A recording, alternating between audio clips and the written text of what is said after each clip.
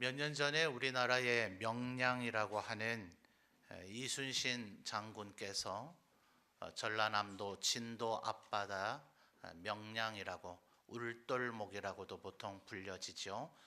회오리가 일어나면 마치 기러기들이 우는 것과 같은 소리가 들린다. 그래서 우리말로는 울돌목, 한자로 명량이라고 불려지는 곳에서 다시 일본군과 싸우는 그 내용을 영화로 이렇게 표현한 적이 있었죠.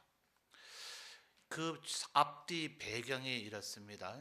선조 임금이 이순신 장군이 왕명을 순종하지 않았다는 이유 때문에 서울로 압송을 해서 고문을 했죠. 이 고문이 얼마나 몸에 심하게 했는지 역사학자들은 마지막 이제 노량해전이라는 곳에서 이순신 장군이 전사를 합니다만 아마 총탄에 맞아 전사하지를 않았어도 고문의 후유증으로 오래 살지 못했을 것이다. 이렇게 학자들은 이 얘기를 합니다. 근데 갇혀 있는 그 시기 동안에 아마 모친께서 이순신 장군이 서울로 압송돼서 삼도 수군 통제사 직위는 박탈당하고 또 고문을 당한 후에 그리고 백의종군, 이것은 명예를 중시하는 지금도 그렇겠습니다만 군인들에게 굉장한 수치심을 주는 거죠. 그냥 아무 직책도 없이 사실은 아무 역할을 하게 하지를 않습니다. 백의종군, 그렇게 해서 군문에 그러나 머물러 있어야 됩니다. 그래서 권율 장군의 휘하로 들어가서 백의종군 하라. 그러니 서울에서부터 진주에서 주둔하고 있는 권율 장군의 휘하로 이제 이순신 장군을 감시하는 왕의 이제 부하인 금부도사에 끌고 가는 거죠. 호위라기보다는 하에 이제 진주를 향해 걸어갑니다. 이미 온몸이 고문으로 상할 사람이 말이나 수레를 타는 게 아니라 걸어가니 얼마나 속도는 더디겠으며 또 걸어가다가 온몸 쑤시지 않겠어요? 근데 아들이 그렇게 됐다는 이야기를 듣고 어머니가 돌아가셨는지라 아산에 들려서 장례에 잠깐 참여하고 조선시대의 부모님 상은 어마어마하게 오래 했지 않습니까? 또 무덤에서 옆에서 3년간 그 상을 부모님의 무덤을 지키는 것이 예법이다. 관직에 나가 있던 사람도 그때는 사직한 채 부모의 묘지를 지켜야 된다. 근데 전쟁 중이고 왕의 미움을 산 터이니 그런 요청을 할 수가 있습니까? 그래서 어머니의 위패를 가지고 이제 진주성으로 내려가는 거죠. 그러니 그 얘기를 상세하게 기록하고 있는 그 난중일기를 보면 이순신 장군이 어느 날 저녁인가 이런 표현을 합니다. 내가 무슨 죄를 지었길래 이런 일들을 당하는고. 나름 국가에 충성하고 왕을 생각하는 게 아니라 백성을 생각하고 어떻게 해야 이 전란을 끝낼 수 있는가를 늘 생각하면서 최선의 선택을 한다고 했는데 왕에게 의심당하고 미움당하고 고문당하고 그리고 나서 급기야는 자신이 그렇게 애지중지하게 키워냈던 수군이 원균에 의해서 12척만 남고 다 수몰되어져 버리자 그의 그 고통이 아주 극심해서 나온 표현이 내가 무슨 죄를 지었길래 이런 일들을 당하는고. 여러분 오늘 우리가 읽은 2절 말씀을 보면 다윗 왕의 심정이나 이 이순신 장군의 심정이 거의 비슷하지 않는가 저는 그런 생각을 해봅니다. 자, 2절에 보니까 다윗 왕이 뭐라 그래요? 나를 기가 막힐 웅덩이와 수렁. 도대체 다윗 왕에게 무슨 일이 있었길래 이렇게 기가 막힐 웅덩이 혹은 수렁이라고 표현을 할까요? 여러분 특별히 17절로 가보면은 다윗 왕이 17절 첫 단어들 뭐라고 표현합니까? 나는 가난하고 궁핍하오나. 다윗 왕이 골리앗을 죽인 것 때문에 이스라엘의 여인들이 뭐라고 노래를 불렀다 하죠? 사울은 천천히요, 다윗은 뭐라고요? 만만히로다. 사울 왕이 아마 태어날 때부터 왕자로서 왕위를 이어받았으면 그런 생각을 잘 안 할 거예요. 선조나 비슷합니다. 선조도 원래 왕이 아니라 명종 때에서 왕의 대가 끊겼기 때문에 종실 종친 중에서 모시고 들어간 왕이죠. 그러니까 자기가 원래 태어날 때부터 왕자 아니고 대군도 아닌 그저 군으로 불려졌다가 왕이 된 사람이기 때문에 그런 사람이 왕이 됐으면 또 다른 사람도 왕이 될 수 있잖아요. 사울도 선택에 대해서 왕이 됐으면 또 다른 사람으로 실제로 바뀌어지긴 합니다만 바뀌어질 수 있잖아요. 그러니 사울왕이 그 말에 대해서 바로 뭐라고 반응합니까? 내가 천천히고 다윗이 만만이면 다윗이 이제 얻을 것이 이 나라밖에 더 무엇이 있겠느냐.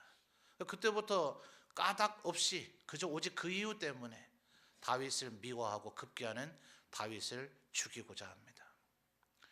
다윗을 사람들이 사랑을 하고 도와주고 감춰주니 실제로 다윗이 급하게 도망가느라 칼도 없었는지라 어디 가서 칼을 얻습니까? 대제사장 아비멜렉이 있는 곳에 가서 예수님도 말씀하신 그곳에서 진설병을 얻어 먹죠. 그래서 예수님이 제자들이 보리밭을 비벼서 안식일 날 먹었을 때에 다윗도 그랬지 않느냐 그 얘기를 이야기하는 바로 그 순간입니다. 바로 그곳에서 아비멜렉이 칼이 있느냐, 칼 있으면 좀 하나 주십시오 다윗이 얘기할 때에 네가 죽인 골리앗의 칼이 이 성막에 보관이 되어져 있다.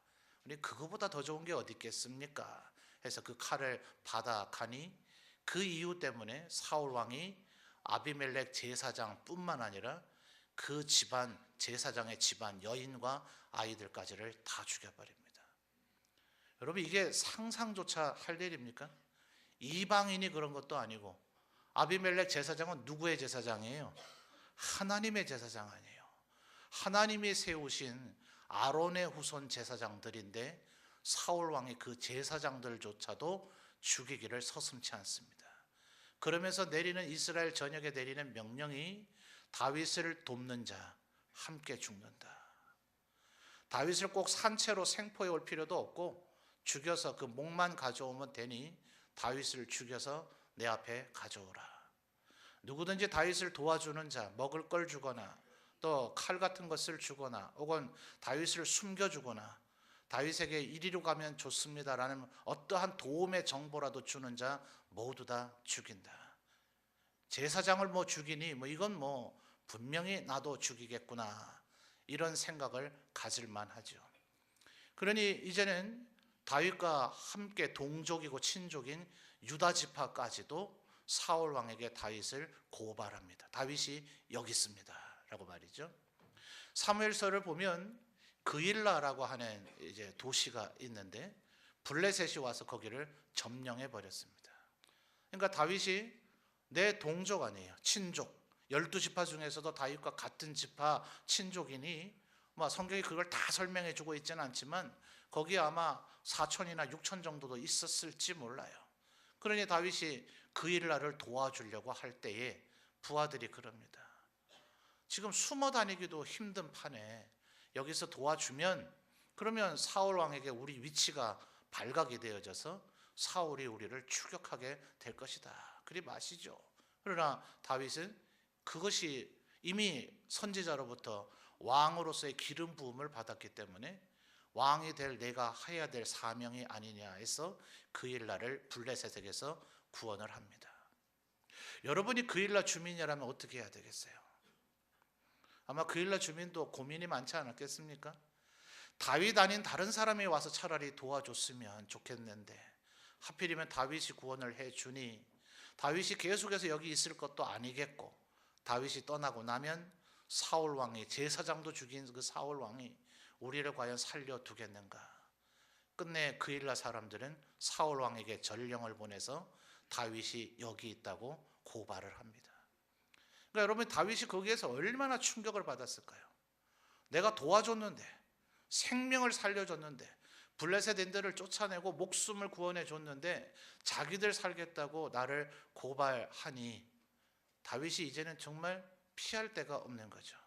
그래서 다윗은 그 이후로부터는 광야, 동굴, 사막 이런 데로 도망을 다닙니다.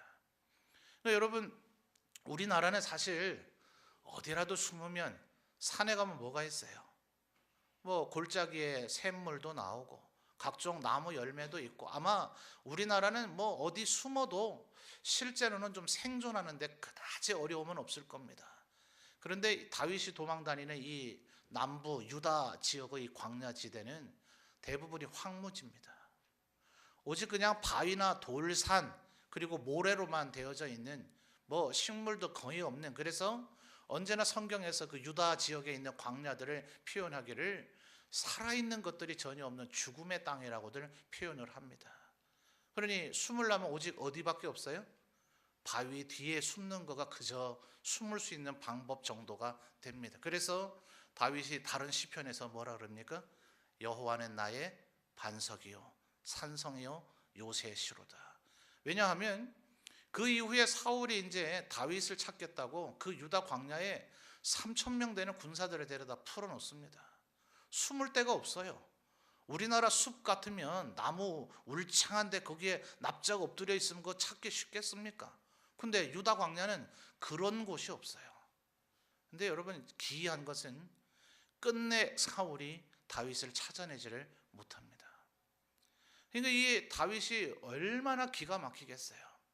여러분, 이제 아둘람 굴이라는 곳으로 다윗이 도망가 있는데, 뭐 다윗이 거기에 있대더라 소문이 나니 전부 다윗과 비슷한 처지에, 막 이스라엘 안에서는 뭐 어떻게 먹고 살기도 어려운 또 이방인들, 이런 사람들이 하나 둘씩 모여드니 그들의 숫자가 400을 넘어서 결국은 600명이 됐다. 여러분, 오늘도 아마 어느 구역에서 하셨는지는 모르지만 아마 정성껏 식사 준비를 하셨을 텐데요.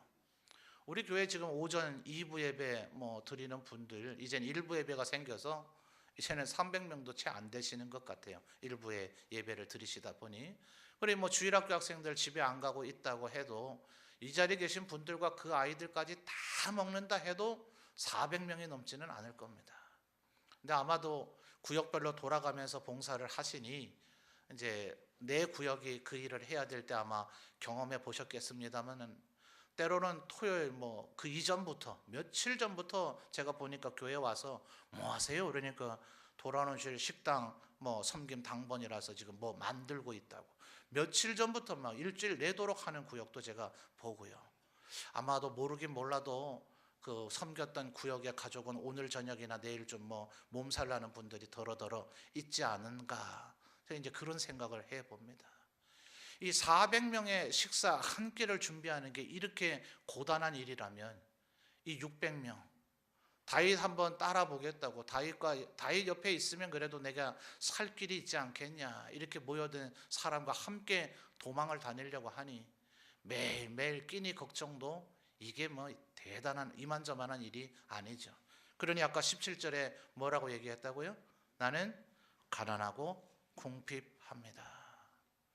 어디 뭐 농사 지어놓은 게 있어요. 도망다니는 처지에 가축을 키울 수 있어요.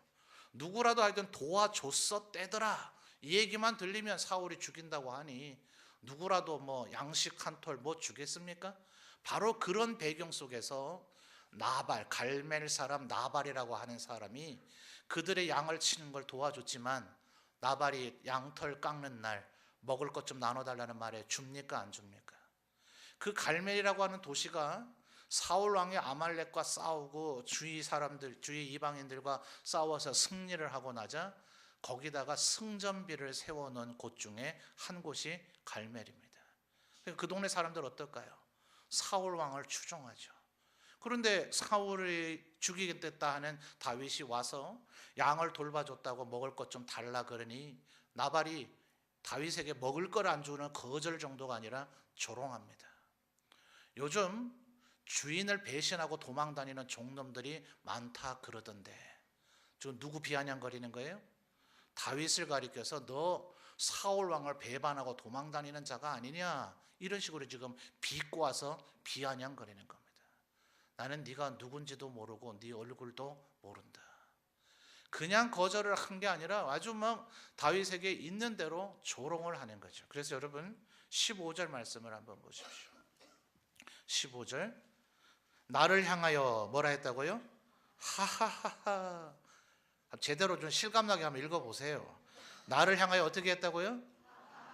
예, 이렇게 하면서 조소하는 자들이 있었다. 아마도 학자들은 이것이 바로 그 나발의 그 일을 염두에 두고 하는 표현이 아니었겠는가 이렇게 보기도 합니다. 그러니 여러분, 지금 다윗의 처지가 좀 이해가 되십니까? 다윗이 뭐 잘못한 게 있어요? 골리앗 앞에 왜 나섰습니까? 사울 왕의 갑옷을 입혀주려고 하니 갑옷이 맞아요, 안 맞아요? 너무나 어리니까.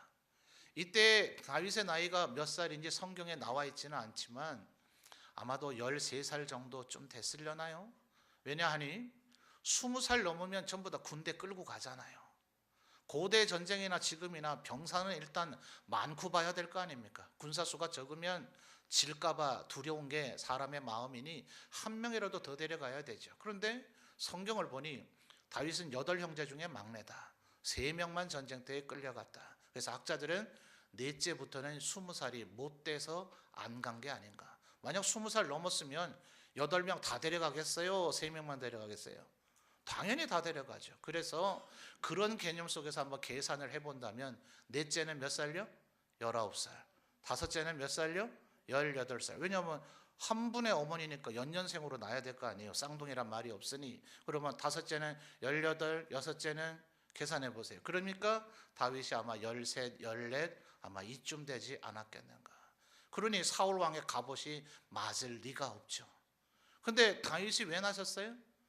40일 동안이나 이 골리앗이 나와가지고 야, 이스라엘엔 용사가 없냐, 전사가 없냐, 나와라, 나하고 한판 붙어보자. 1대1로 붙어서 모두 다 붙어서 그렇게 피 흘리며 전쟁할 것 없이 1대1로 한판 붙어가지고 우리가 지면 블레셋 우리가 너희들을 섬기고 너희가 지면은 너희가 우리를 섬기는 자가 되라. 40일 동안 아침 밤 저녁으로 나와서 고함고함을 질러대고 이스라엘에게 모욕을 하고 약을 올리고 있는데 이스라엘에서 나온 사람이 있어요, 없어요? 없어요. 전부 다 겁을 집어먹고 골리앗 앞에 나서기를 두려워하고 있을 그때에 다윗이 뭐예요? 나는 하나님의 이름을 조롱하는 것, 하나님의 군대인 이스라엘의 군대를 조롱하는 것을 내가 볼 수가 없다. 오직 그것 때문에 나선 거 아닙니까? 큰 형조차도, 맏 형조차도 야, 이 녀석아, 양을 지키고나 있을 거지 꼬마가 여기 왜 왔어? 너 전쟁터 장난인 줄 알아? 구경하러 왔어? 이러면서 책망을 하고 그럴 정도였는데 다윗이 왜 나섰어요? 아무도 안 나서니까. 군인들이 나섰어야죠.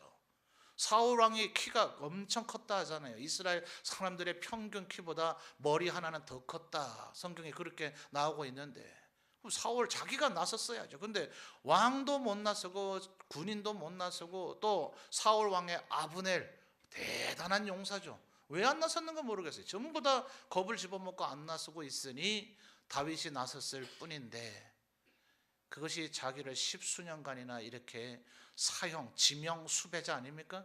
사형, 지명 수배자. 생포해 올 필요 없다. 죽여서 목만 가져와라. 이런 신세로 도망다니게 될 줄 누가 알았겠어요? 아마 다윗도 시편에 그와 같은 표현은 나오지는 않지만 아마 다윗의 마음도 이순신 장군의 마음과 다르지 않았을 것 같지 않습니까? 내가 무슨 죄를 지었길래 이런 일들을 당하는 거. 여러분들은 어떠세요? 우리 성도님들 하나님 앞에서 예수 믿는 사람으로 살아가다 보면은 신앙 때문에 하나님 말씀대로 내가 살려고 하다 보니 세상과 갈등과 충돌, 불이익이나 그런 일들 혹시 당하지는 않습니까? 또 하나님의 교회를 섬기면서 내 딴에는 하나님 제대로 한번 잘 섬겨볼 거라고 신기하게 말이죠. 신기한 게 아니라 당연한 거예요. 그래서 잠언 표현에 소를 키우지 않으면 어디가 깨끗할까요? 외양간이 깨끗해요. 아무 일도 안 하면 아무런 일을 내게 벌어지지 않습니다.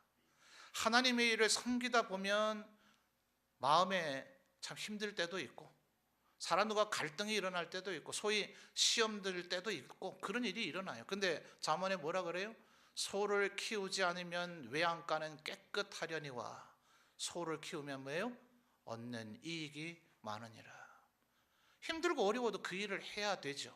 그런데 하루 이틀이야 말이죠. 하다 보면 하나님의 일을 하면 할수록 잘 은혜롭게 잘 되면 참 감사한 일이긴 한데 우리들이 다 사람인지라. 여러분 기억하십시오.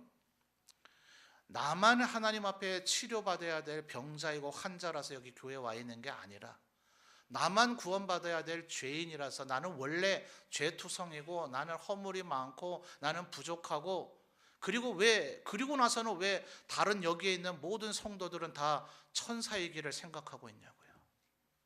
이분들도 다 우리들 모두 다 똑같이 허물 많고 죄가 많고 실수투성이고 병자이고 우리 스스로는 우리의 병을 치료할 수도 없고 우리의 죄를 해결할 길이 없어서 예수 믿고 구원받으려고 이 자리에 모인 거 아닙니까? 아닌가 보죠? 저만 그러고 여러분은 다 뭐 거룩한 천사신가 보죠? 우리끼리 있으니까 우리 솔직하게 대답해 봅시다. 맞아요, 안 맞아요? 맞죠? 그러니 여러분 솔직히 생각을 해보면 나도 다른 이에게 상처 준 적이 있습니까? 없습니까? 시험 들게 한 적이 있습니까? 없습니까? 나는 전혀 그러려는 의도는 아니었는데 나중에 나 때문에 섭섭했다, 시험 들었다 하는 분이 간혹 있던가요? 없던가요? 없으신 분은요, 없는 게 아니라 지금 모르고 계신 겁니다. 이게 우리의 삶이죠. 그러다 보니 우리가 의도하지 않았어도 우리도 다윗처럼 때로는 기가 막힐 웅덩이와 수렁에 빠진 것 같은 느낌이 들 때가 있다 하는 겁니다. 근데 여러분 다윗이 이것을 극복했을까요? 못했을까요? 극복한 비결이 오늘 읽은 1절에서 5절 사이에 나타납니다. 여러분 먼저 5절을 한번 살펴보죠. 여러분 5절 한번 읽어주십시오. 시작.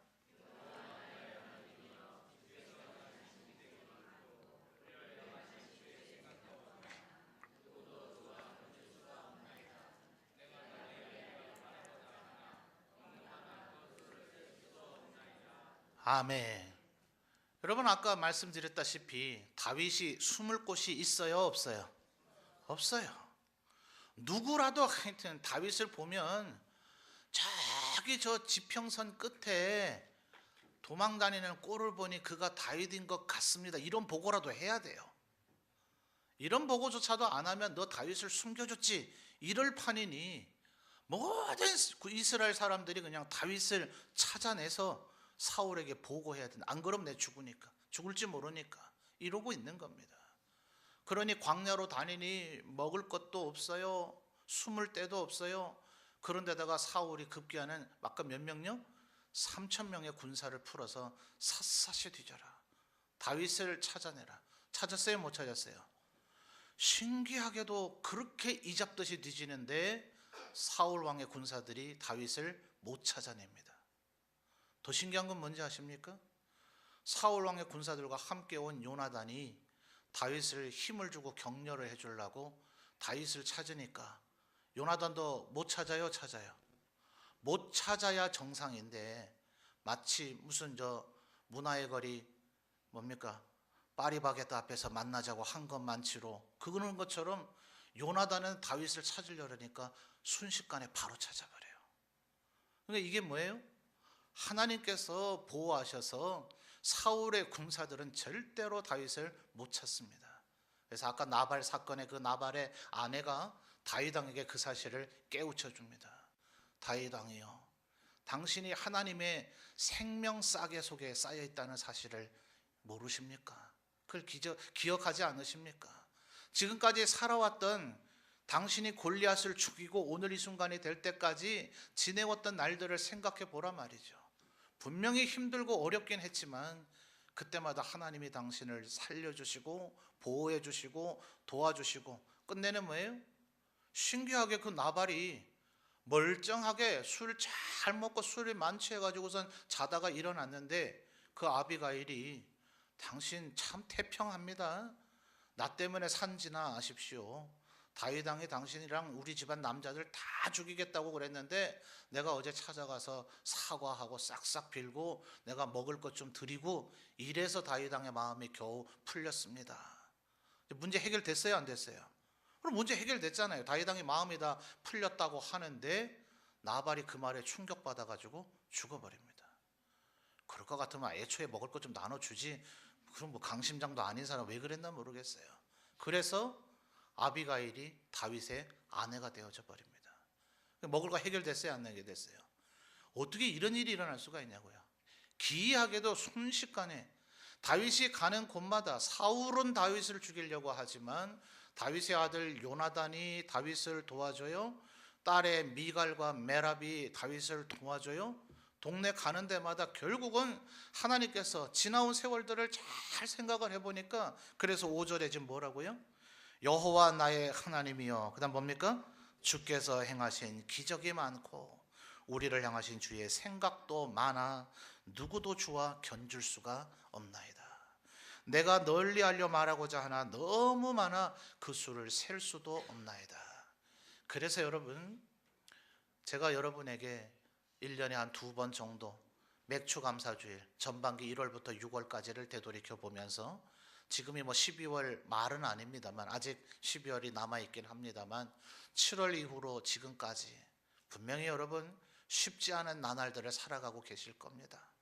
살다가 때때로 힘들 때도 있으셨을 겁니다. 기억하십시오. 우리는 하나님의 백성이라 기근과 적신이나 그 무엇도 우리를 그리스도의 사랑에서 끊을 수 없는지라, 우리에게 고난이 컸다면 우리에게 은혜 베풀어 주셨음도 컸을 것입니다. 우리에게 시련이 있었다면 분명히 우리의 손을 붙잡아 주시고 우리의 눈물을 닦아 주시고 우리를 일으켜 세워 주셨던, 때로는 우리가 알고 때로는 우리가 몰랐던 하나님의 우리를 향한 기적과 그분이 우리를 졸지도 주무시지도 않으시면서 우리를 생각하시는 그분의 생각이 많았는 줄 믿습니다. 기이하게도 이것을 생각하면 힘이 납니다. 이것을 마음에 새기면 바로 그 마음, 그것을 생각한 우리의 묵상이 우리의 삶의 시련과 고난을 이겨낼 수 있게 해줍니다.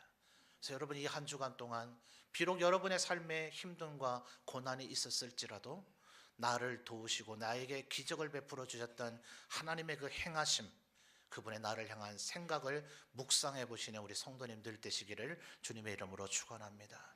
여러분, 그것뿐만 아니라 다윗이 해야 되는 일, 했던 일, 또 우리도 해야 할 일이 한두 가지가 더 있습니다. 1절로 거슬러 가 볼까요? 여러분 1절 말씀 한번 읽어 주십시오. 시작.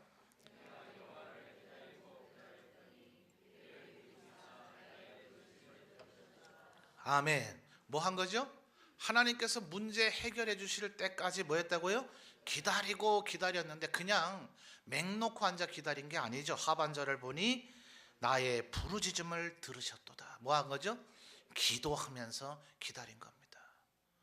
여러분, 기도하시는 우리 성도님들 되시기를 주님의 이름으로 축원합니다. 기도는 문제 해결의 열쇠라. 우리의 기도를 들으시는 하나님, 믿음이 없이는 하나님을 기쁘시게 하지 못하는데 하나님께 나아가는 자는 그분이 반드시 계시다는 것과 그가 자기를 찾는 이들에게 뭐요? 상 주시는 이심을 믿어야 할지니라. 이 믿음이 우리 성도들에게 있기를 주님의 이름으로 축원합니다. 믿음으로 주님 앞에 나가십시오. 사람을 의지하지 말라. 그들의 호흡은 코에 있으니 그들은 수로 헤아릴 가치조차 없느니라. 사람이 우리의 문제를 해결해 주지 못합니다.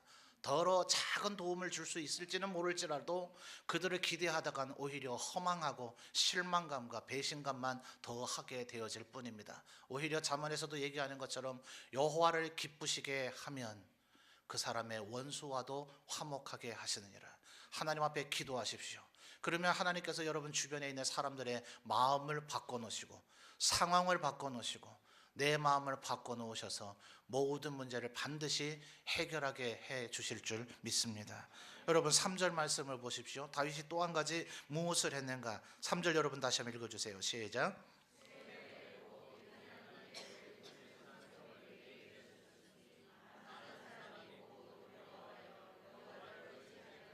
아멘. 다윗이 뭐 한 거죠? 새 노래, 곧 우리 하나님께 올릴 찬송을 내가 불렀다. 그 찬송을 불렀더니 많은 사람이 보고 뭐라 그래요? 야, 이 사람 뭐 하는 사람인가? 이해가 안 되는 거죠. 그 상황은 노래할 상황이 지금 아니거든요. 정말 좌절하고 절망할 수밖에 없는 그 상황. 그래서 바울 사도가 고린도후서 1장에서 이런 표현하잖아요. 내가 극심한 고난을 받아서 살 소망까지 끊어졌었다. 살고 싶지 않았다. 죽고 싶었다. 자살하고 싶었다. 다윗의 상황이나 바울의 상황이나 거기서 거기입니다. 비슷합니다. 근데 그때의 다윗이 뭐 했다고요? 노래를 불렀다고요. 여러분, 시편이 150편으로 이루어져 있는데 절반 이상이 다윗의 시입니다. 근데 그 시들을 한번 읽어보십시오. 평탄하고 은혜가 넘치고 모든 일이 잘 되고 소위 우리 찬송가 가사에 말하는 것처럼 만사 형통할 때 지은 시는 거의 없습니다. 그 모든 시들이 오히려 이 시라고 우리가 부르는 이유는 원래는 노래입니다. 그런데 옛날 우리나라 뭐 악학 가사, 악학 괴범 이런 거 있죠? 노래 말들을 찾아서 정리했다더라. 안타깝지만 뭐는 전해지지가 않아요? 멜로디나 연주법은 전해지질 않아요. 무슨 장단에 맞춰야 된다, 어떤 리듬에 맞춰야 된다라고 시편에 기록이 되어 있기는 하나 그게 뭔 장단이고 뭔 리듬인지를 알 길이 없어요. 말하자면 가사만 전해지고 있는 건데 이게 전부 다 뭐예요? 다윗의 노래들이었단 말이에요. 어떤 상황에서요? 고난과 어려운 상황에서. 그러니까 다른 사람들이 보고 다윗이 이해가 안 되는 겁니다. 도대체 이 사람 뭐냐? 왜 지금 뭐 어떻게 지금 노래를 부를 수가 있느냐 해서 급기야는 다윗을 두려워하고 존경하는 지경에 이르게 됐더라 하는 겁니다. 여러분, 새 노래는 무슨 뭐 새롭게 노래를 배워서 부르라는 게 아닙니다. 저 목사로 한 20년 목회자로 살다 보니까 친구가 없어요. 친구가. 성도들하고는 죄송하지만 여기 우리 교회도 동갑내기 분들 몇 분 계시지만 친구가 될 수는 없잖아요. 섬기는 제가 목사로 성도를 섬겨야 되지 마음은 조금 틀지라도 뭐 친구가 될 수 없죠. 전들 왜 동창회 없겠습니까? 왜 다들 주일날 모이나 모르겠어요. 한국 사람들은 다 모이면 뭐 마셔요? 술 마시잖아요. 이게 뭐 갈래야 갈 수가 없죠. 그러니까 저도 사람인지라 때때로 외롭고 적적할 때가 있어요. 여러분, 우리가 너무나 익숙하게 알고 있는 찬양이지만 찬송가가 부르면 부를수록 새 노래가 돼요. 죄짐 맡은 우리 구주 어찌 좋은 친구인지. 이 한 구절에서 그 뒤에 가사 뭐 몰라도 되고 그 뒷구절까지 부를 필요도 없고 죄짐 맡은 우리 구주 어찌 좋은 친구인지 여기까지만 부르면 내 마음이 하나님이 주시는 평강으로 가득 차게 된다는 것을 저도 경험하게 되더라고요. 그게 뭐예요? 새 노래예요. 새로 배우는 노래를 배워서가 새 노래가 아니라 부르는 내 마음이 새로워지면 그게 새 노래인 줄 믿습니다. 여러분, 혹시 여러분 예배 도중에 부르는 찬송 건성으로 부르지 마시고요. 저도 좀 그랬어요. 목사의 아들로 태어나서 교회 안에서 자라다 보니 찬송가 가사 우리 쓰기 시험 한번 쳐볼까요? 저 그거 하면 오히려 다른 사람 제치고 상 받을 수 있을 것 같아요. 성경 쓰기는 아까 우리 유치부 애들, 유년부 애들이 외워서 아예 쓴 겁니다. 유치부 애들은 글을 몰라서 그냥 말로 외웠다던데 유년부인가 초등부는 아마 외워서 쓴다 그러더라고요. 성경은 걔들이 더 열심히 하니 제가 그건 자신이 없고 찬송가 가사는 제가 외워 쓰자 그러면 우리 성도들하고도 좀 경쟁해서 이겨볼 수 있을 것 같은데 그러다 보니 찬송가 책을 안 봐도요 대충 흥얼흥얼 부를 수가 있어요. 얼마나 건성으로 불렀겠어요. 저도 젊을 때 찬송가는 왠지 시시한 거, 고루한 것, 가스펠송 CCM이 은혜가 되는 것, 그것이 무슨 대단한 거룩한 노래인 것, 사실 둘 다 똑같아요. 근데 저도 찬송가는 좀 가치 없는 것으로 여기고 CCM 가스펠송은 뭔가 대단한 것으로 여기는 경향이 있었죠. 근데 군대 가서 고난을 받고 있는데 훈련받는 도중에 예배를 드리는데 그 찬송가는 다르더라고요. 분명히 제가 알고 있었던 찬송가인데 가사의 내용이 다르더라고요. 가사를 한 구절 한 구절 묵상하며 부르는데 몇 주는 우느라 찬송을 못 불렀어요. 이 찬송가의 가사가 이런 의미였는데 이런 뜻이었는데 그동안 내가 왜 입술에서만 옹알거리는 그렇게 이 찬송을 불렀었을까. 정말 여러분 마음으로 부르시는 우리 성도님들 되시기를 바랍니다. 영혼으로 부르시는 여러분 되시기를 바라요. 그들의 이 찬송가를 작사했던 그들의 마음처럼 여러분이 내 마음을 담아서 고백하고 부르면 이 노래가, 이 찬송이 우리를 살리는 능력이 있는 줄 믿습니다. 그래서 어떤 어르신들 가정 가보면요 글자도 잘 모르시고 때로 글자 이제 깨우쳤는데 글자 읽는 게 너무나 힘들어요. 목사하는 설교 아무리 쉽게 해드려 봐야 잘 이해가 안 된대요. 목사 온 김에, 제 부목사 때 이래요. 목사 온 김에 찬송가 하나씩 불러주고 가시오.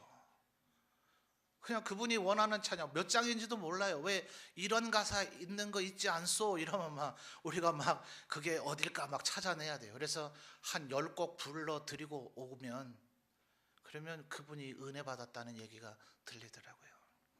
여러분 가끔 놀러 가면 물론 세상 가요 부르는 게 죄는 아닙니다. 세상 가요 불러도 됩니다. 놀러 가는 차 속에서 서로 교대로 함께 찬양 불러 보십시오.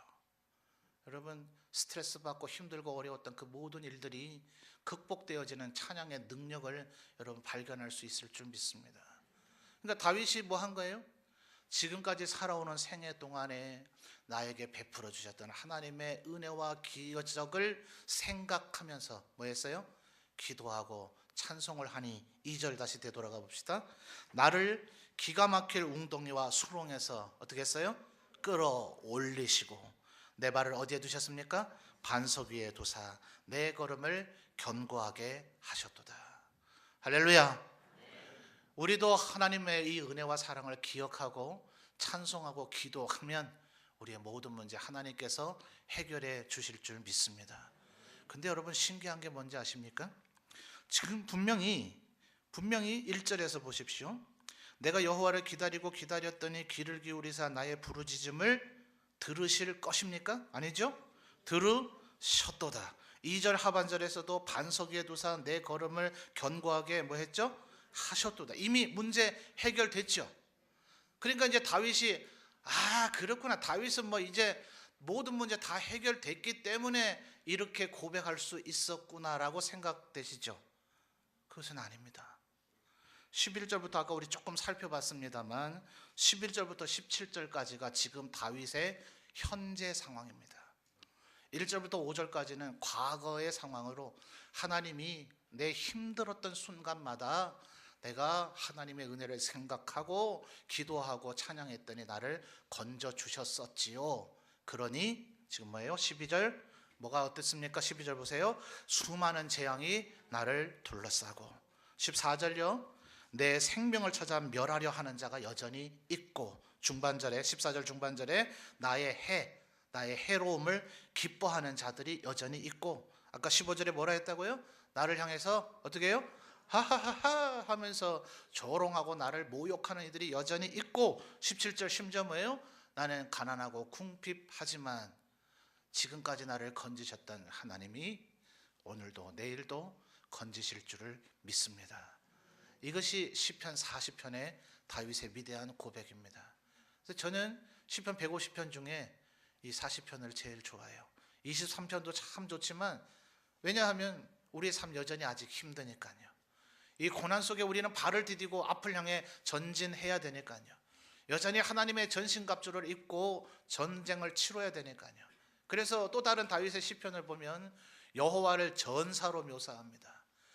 아마 24시간 36시간 계속 전투를 하셨던 것 같아요. 온몸이 갑옷이 전부 다 피로 얼룩져 있겠죠. 사울과 요나단이 그랬던 것처럼 제때로 끼니대로 먹지도 못했으니 배가 고프겠죠. 배고픈 건 참을지라도 목마르면 사람이 죽잖아요. 그래서 칼로 한 손에 칼을 땅바닥에 꽂아서 의지하고 한쪽 무릎만 꿇은 채로 물가에 개울가에서 한 손으로 물을 떠서 입을 축이면서 눈은 전면을 응시하고 있는 거죠. 또 다른 적이 기습해 올까 봐. 또 다른 적과 싸우기 위해서. 하나님을 그렇게 묘사합니다. 하나님이시여 이 개울에서 물을 드시고 또다시 앞을 향하여 나를 위해 나가 싸우시옵소서. 하나님이 우리 성도들과 함께 싸우실 줄 믿습니다. 모세와 여호수아가 가나안 땅을 향해 들어갈 때 그들의 두려움을 건져내 주시고자 여호와의 군대 장관 갑옷을 입고 무장한 하나님의 전사가 여호수아 앞에 나타나서 안심시켜줬다는 걸 기억하십시오. 야곱이 두려워하고 있을 때 마하나임 하나님의 군대를 보내셔서 야곱을 호위하고 있음을 보여주셨던 사실을 기억하십시오. 나를 향하신 우리를 향하신 하나님의 생각이 너무도 많아. 저도 그러합니다. 성경 속에 나타난 우리를 베풀어 주신 하나님의 은혜가 너무도 많아 오늘 저녁까지 얘기할지라도 다 얘기할 수가 없습니다. 이 하나님의 우리를 향한 도우심과 보호, 인도하심을 기억하시는 우리 성도님들 되시기를 주님의 이름으로 축원합니다.